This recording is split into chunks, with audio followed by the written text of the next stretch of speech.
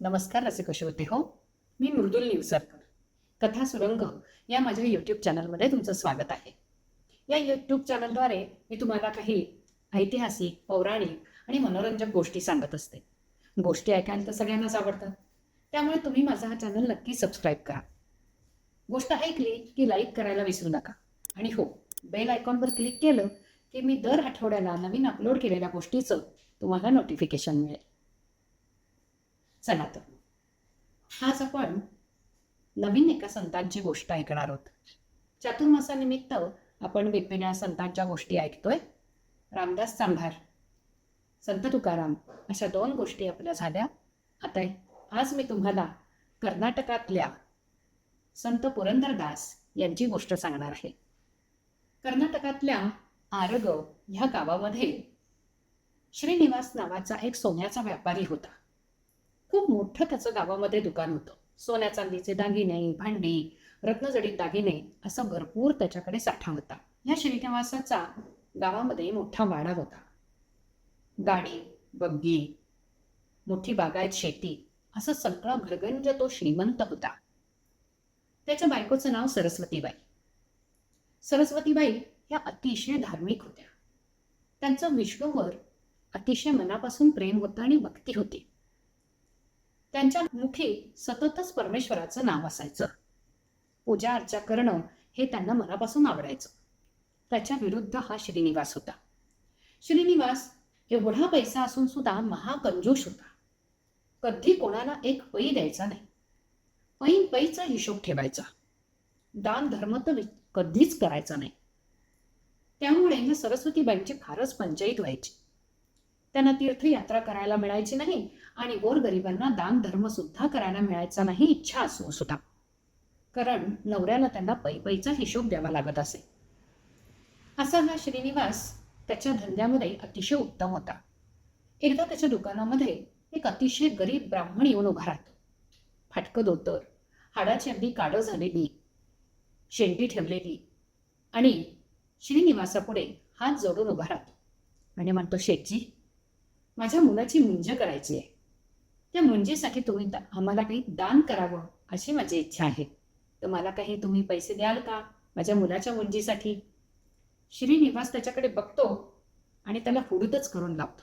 अरे छे म्हणतो, मी कधी कोणाला काही देत नसतो. एवढं सगळं कमवलंय ते मी माझ्या कष्टाने कमवलंय. ते काय असंच तुमच्यासारख्या ब्राह्मणांना बेकारांवर उडवायला कमवलेलं नाहीये. त्यामुळे मी काही तुला काही देणार नाही. तुझा तू आपला जा. पण तो ब्राह्मण काही त्या श्रीनिवासाची पाठ सोडत नाही. तो आपला त्याच्या मागेच लागतो.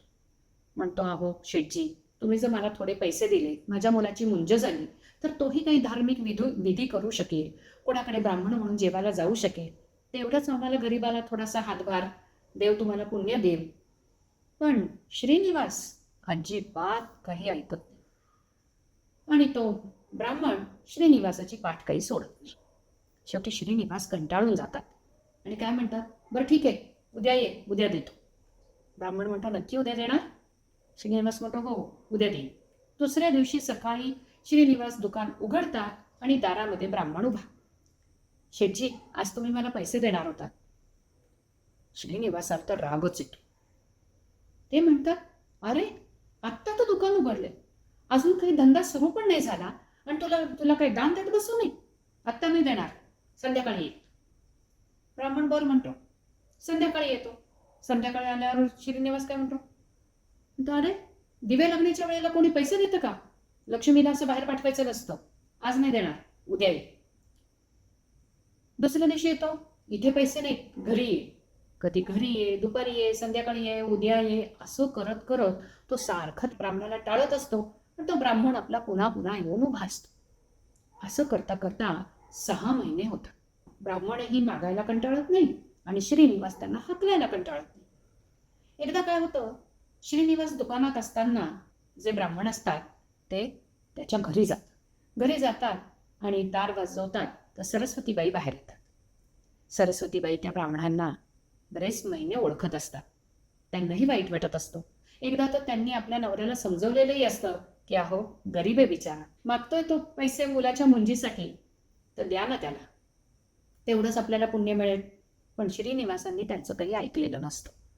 सरस्वतीबाईंकडे हा ब्राह्मण पुन्हा याचना करतो. म्हणतो, माते, माझ्या मुलाची मुंजे आहे. मला मुंजे करायचे, तेवढे मला पैसे देऊ शकाल का तुम्ही? सरस्वतीबाईंचे डोळे ओलावतात. म्हणतात, खूप इच्छा आहे रे. कसं करू?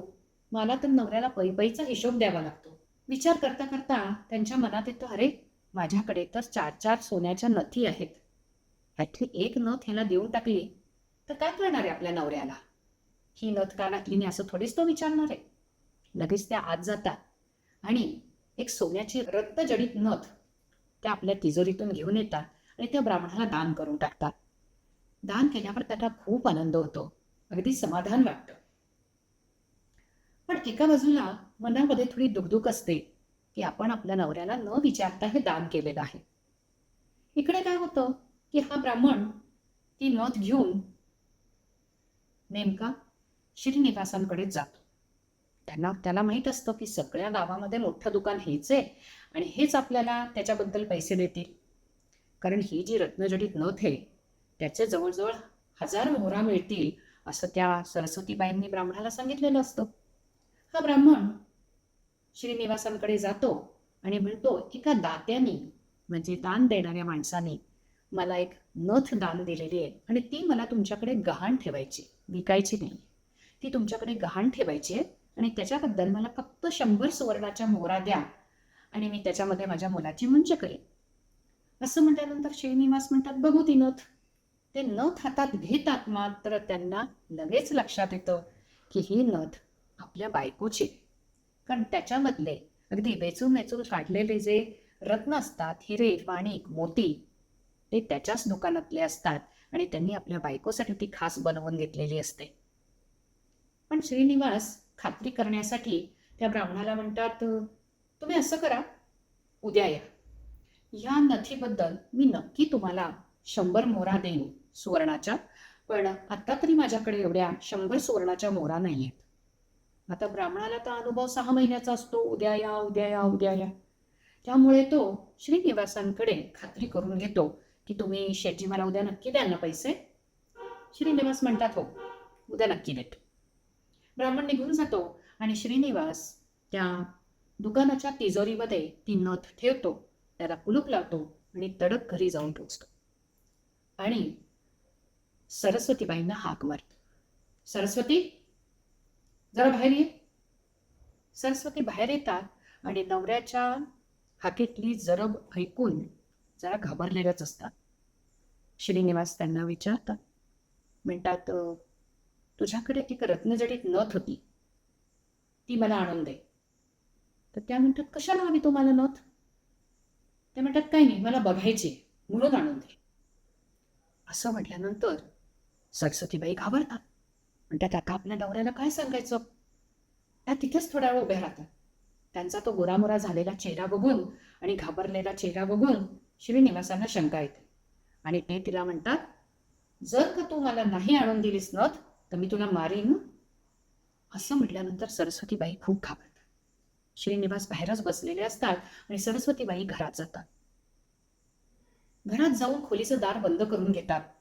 आतमध्ये ते रडायला लागतात, परमेश्वराचा मनापासून धावा करतात, परमेश्वरा, हे वासुदेवा, आता मी काय करू सांगा? माझ्या हातून खूप मोठी चूक झालेली आहे. मी एका ब्राह्मणाला माझी नथ दान दिलेली आहे आणि तेही माझ्या नवऱ्याच्या परवानगीशिवाय दिली आहे. ही माझ्या हातून चूक झाली. या चुकीबद्दल आता नवरा मला मारणार आहे, पण त्यांच्या हातून मार खाण्यापेक्षा ह्या चुकीची शिक्षा मीच घेते. मी आता परमेश्वरा तुझ्या चरणी येते. डोळ्यातून अश्रू वाहत असतात, भीतीने घाम फुटलेला असतो, पण एक निश्चय झालेला असतो की आपल्या चुकीचं प्रायश्चित्त आपण घ्यायचं.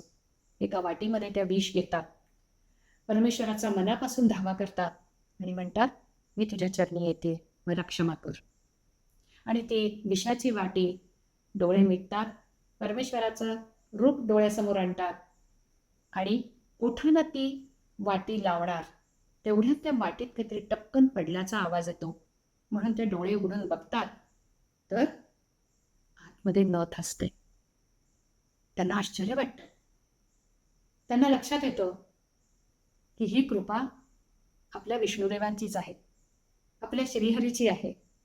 त्या ती वाटी बाजूला ठेवतात, नथ धुतात, पुसतात, डोळे पुसतात आणि आनंदात बाहेर जातात. श्रीनिवासांपुढे ती नथ धरतात. श्रीनिवास ती हातात नथ घेतात, बघतात आणि त्यांना जरा आश्चर्यच वाटतं. ते पुन्हा आपल्या बायकोकडे देतात आणि तडक दुकानात येतात. दुकानात येऊन तिजोरी उघडून बघतात तर तिजोरीत नथ नसते, नथ गायब. त्यांना खूप आश्चर्य वाटतं. इथली नथ आपल्या बायकोच्या हातात गेली कशी? ते पुन्हा तिजोरी बंद करतात, पुन्हा घरी येतात आणि आपल्या बायकोला हाक मारतात, सरस्वती ये इकडे, बस माझ्या शेजारी आणि मला खरं खरं सांग, काय घडलं? सरस्वतीबाई सगळं इत्थंभूत माहिती श्रीनिवासांना सांगतात. श्रीनिवासांच्या डोळ्यातून अश्रू व्हायला लागतात. म्हणतात, सरस्वती तू खरंच ग परमेश्वराची बघतायस? बघ तुझ्यासाठी परमेश्वर धावून आला आणि मी नास्तिक, मी किती मूर्ख. 6 महिने परमेश्वर माझ्या दारात येतोय, माझ्याकडे तो दान मागतोय आणि मी त्याला काहीच नाही दिलं. मी त्याला सारखा 6 महिने टोलवत राहिलो, 6 महिने मी त्याला हाकलत राहिलो. किती मी हा दुर्दैवी आहे, किती मी मूर्ख आहे. आणि ते दोघंजण ठरवतात, नाही, आता ही संपत्ती आपण आपल्याजवळ ठेवायची नाही. या संपत्तीच्या लोभाबाई मी परमेश्वराला दूर लोटत होतो. मग काय करायचं? सरस्वतीबाईंना श्रीनिवास म्हणतात, हे सगळं विकून टाकायचं आणि दान धर्म करून टाकायचा.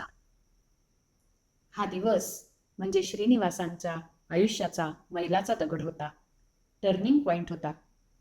दोघं जण त्यांची बागायत शेती, दुकान, दागिने, वाडा सगळ्याच्या सगळं विकून टाकतात.